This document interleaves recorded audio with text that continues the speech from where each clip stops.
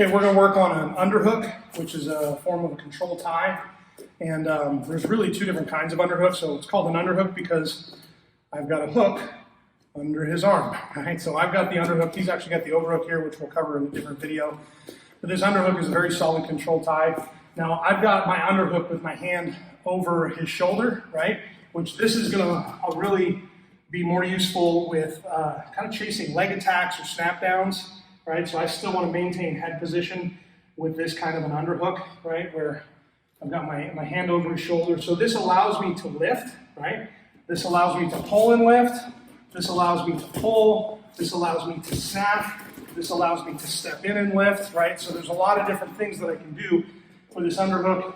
With my hand over the shoulder here, I'm still able to maintain head position, so I can snap, lift, and shoot, attack singles, doubles, high crotch, knee picks and ankle picks, right? I got all sorts of options from here. So that's one of the things that I can do with that first kind of an underhook. Now there's another kind of an underhook where instead of coming to the shoulder here, let's do this, let's just rotate. So this is this first underhook where I'm attacking the shoulder.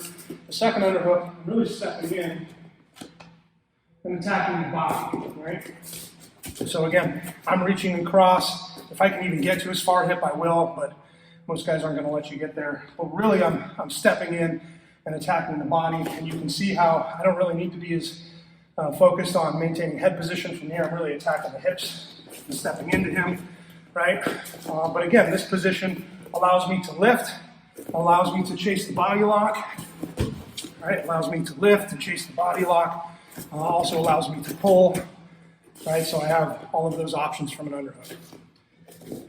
So obviously, there's a question, how do I get into an underhook? And there's multiple entries. Two of the more common ones is, so if we're wrestling, right, I'm actually going to grab a wrist. But you'll notice when I grab the wrist, I've got my thumb to the outside and my fingers to the inside. And when I grab the wrist like that, it's really hard for him to stop me from taking the inside space. So if I come here and I want to go inside, he can block that. If I just try and, right, he can block that. But if I come here, now I've really got access to the inside space. So from here, I'm just going to take my underhook, and it's going to be really hard for him to stop that, okay? So that's a very simple way to get to an underhook when you're hand fighting, because we're hand fighting. And I'm going to take this hand, punch it down, and punch right into my underhook, okay?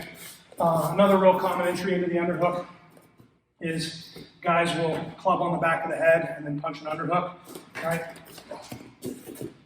And again, clubbing a guy in the back of the head, it just kind of gives him a little, it makes those elbows pop out a little bit. And we'll dig an underhook and then work from underhook from there. So again, a couple of entries. And then the last thing to ask is, how do I get out of an underhook, right? So if Mickey's got an underhook on me and I don't want to be here, now the first thing before we even talk about getting out of it is I actually have an overhook here, and so I can learn how to use an overhook. We'll cover that in another video. But if I'm trying to actually clear this underhook, a real simple way of clearing is I'm going to push him in the chest. I'll circle this way a little bit. So I'm going to push him in the chest, and I'm going to circle away. And I'm also going to bring my arm, my bicep to my ear, and my elbow inside, right? So again, he's got an underhook on the other side here.